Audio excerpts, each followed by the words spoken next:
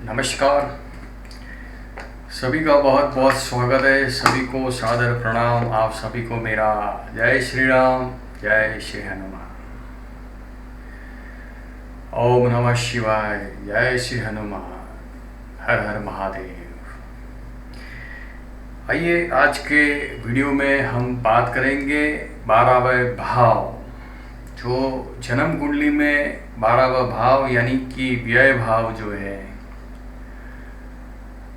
वो हानि का भाव है, बंधन का भाव है और अध्यात्म मार्ग में आखिर में बंधन से कैसे मुक्ति हो उसका ये 12वें भाव होता है। तो जन्म कुंडली में 1 से 12वें भाव में लास्ट ये भाव जो है 12वां भाव।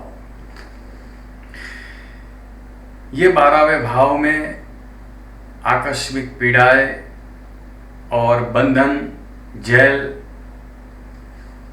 और कई ऐसी रहस्यमय बातें 12वें भाव में छुपी हुई होती हैं।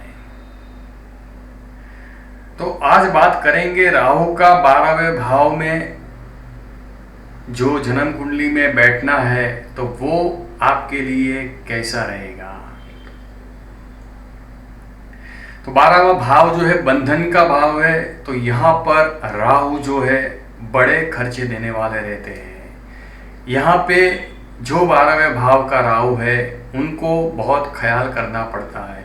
हालांकि ऐसे रुपये, पैसे और वैभव भी इतना देता है 12वें भाव में, मगर फिर भी 12वें भाव के राहु को यहाँ पर जातक को बहुत ही ध्यान रखना होता है, क्योंकि ये बंधन का भाव है।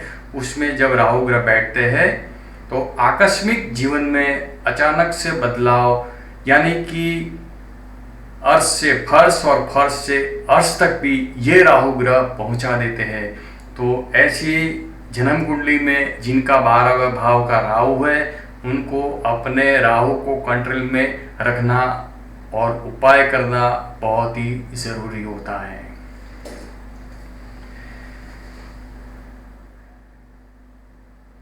राहु का काम केवल वही है कि धुआं है। राहु धुआं है। तो जातक को जो नहीं है वो दिखाता है कि यहां से प्राप्त होगा, यहां से प्राप्त होगा। तो वो जो रूटीन लाइन है, जो सीधी लाइन है, उसको तोड़ के ये 12वें भाव वाले राहु पूरी जो रूटीन जो चलता है उसको तोड़ के कुछ हटके काम करने का ये 12वें भाव के राहु वाले जातक करते हैं।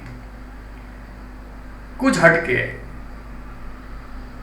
बहुत सारे लोग पूर्व की ओर चलते हैं, तो ये 12वें भाव वाले राहु सबसे हटके कुछ और दिशा में प्रयाण करते हैं। तो इनको 12वें भाव के राहु वाले जातक को कुछ ऐसे बंधन माफिक नहीं आते हैं। खास करके इनको राहु शांति की जरूरत होती है। राहु शांति के लिए इनको महादेव जी की पूजा जो है बहुत ही लाभदायक रहती है, क्योंकि जीवन में कब कौन सी घटनाएं हो जाती है तो हम अनजान होते हैं। हमारे पास सब कुछ होने के बावजूद भी कुछ ऐसी घटनाएं हैं जो बिल्कुल ही रहस्यमय है। तो ऐसे ये, क्योंकि राहु खुद रहस्यमय ग्रह है और 12वें भाव भी कहीं ना कहीं यही बताते हैं, क्योंकि बंधन भी देते हैं और मुक्ति के लिए भी वो भाव काम करता है। तो इसलिए ये 12वां भाव का बहुत इंपॉर्टेंट रहता है। तो जब हम लग्न चार्ट देखते हैं तो जो दुस्थान बोले हैं जो है 6ठा, 8वां और 12वां भाव, इसीलिए इनको खड्डे के स्थान कहा गया है। तो खास करके ये वीडियो में हम केवल राहु का जो रोल है 12वें भाव में, इनको खास करके अपनी संगति जो है उनमें खास ध्यान रखना है, क्योंकि गलत संगति से कहीं ना कहीं अचानक से जीवन में बदलाव दे देते हैं।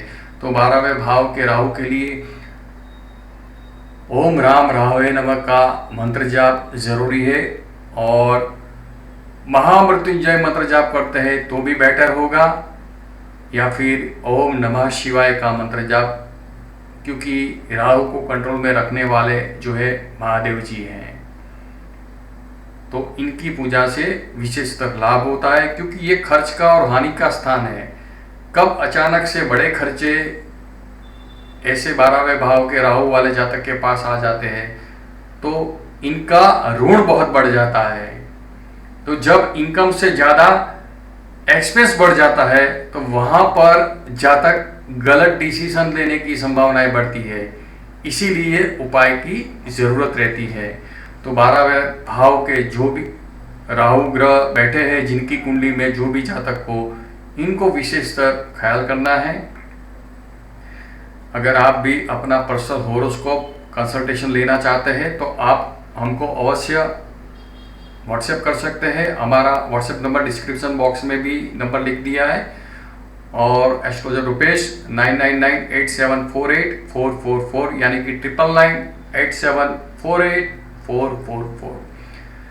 आप सभी का बहुत बहुत धन्यवाद। आप सभी को मेरा जय श्री राम, जय श्री हनुमान।